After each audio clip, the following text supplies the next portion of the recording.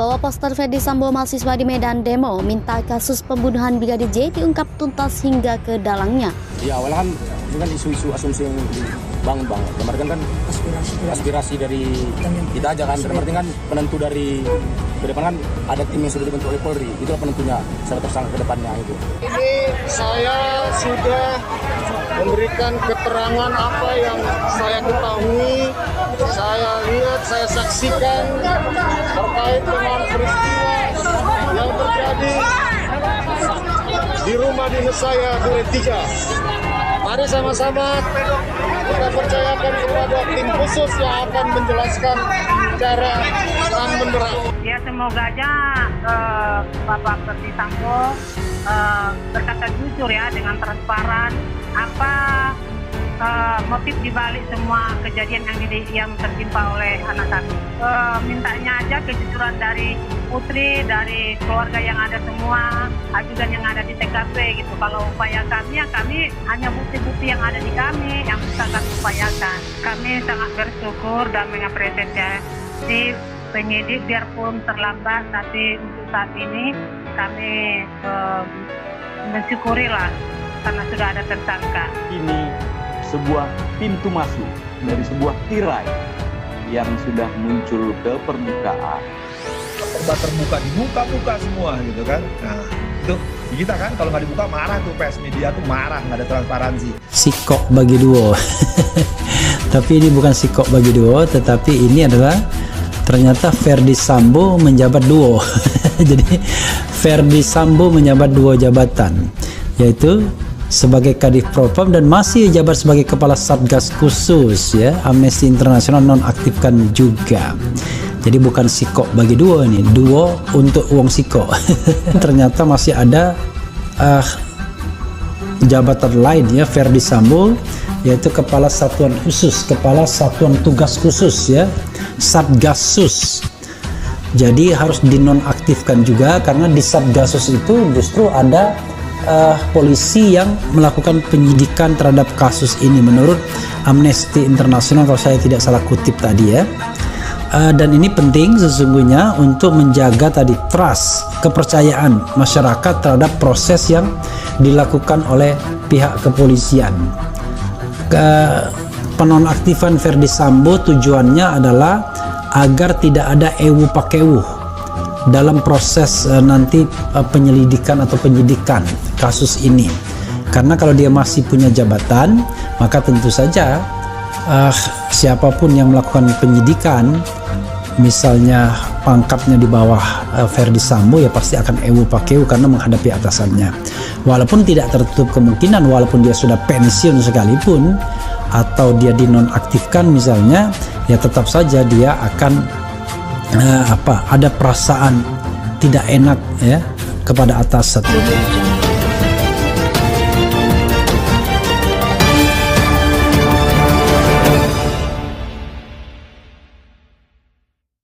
Mahasiswa yang tergabung dalam Aliansi Pemuda dan Mahasiswa Sumut berunjuk rasa di depan Polda Sumut. Masa meminta kasus pembunuhan Brigadir Yosua Huta Barat atau Brigadir J diungkap tuntas hingga ke dalangnya. Mereka membawa sejumlah poster seperti bertuliskan tangkap Ferdy Sambo, juga Pak Presiden Jokowi perhatikan kasus ini. Demonstrasi tak berlangsung lama sebab mahasiswa ditemui perwakilan Polda Sumut.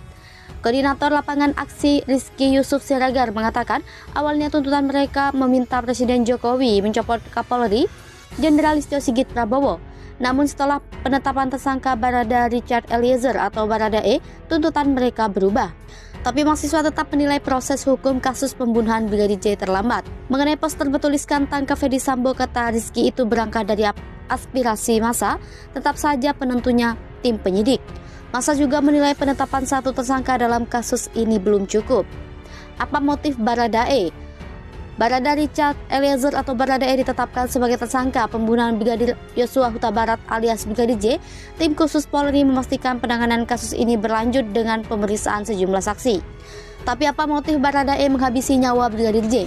Polri belum memberikan penjelasan. Baradae dijerat dengan sangkaan pasal 338 KUHP tentang pembunuhan junto pasal 55 dan pasal 56 KUHP. Ini artinya kasus pembunuhan Brigadir J yang terjadi hampir 1 bulan lalu ditengarai tak dilakukan Baradae seorang diri. Diduga masih ada pihak lain terlibat kasus yang menyedot perhatian publik ini. Tapi ditegaskan Polri, Baradae diduga melakukan penembakan bukan dalam posisi membela diri.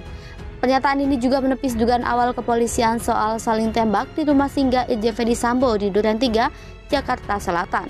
Penetapan tersangka Baradae disebut langsung ditahan usai diperiksa di Bareskrim Polri, diumumkan usai gelar perkara tim penyidik. Rabu 3 Agustus malam, ada 42 saksi termasuk para ahli dan sederet barang bukti yang mengarahkan sangkaan pembunuhan Baradae, ajudan Kadif Propam nonaktif Irjen Ferdy Sambo.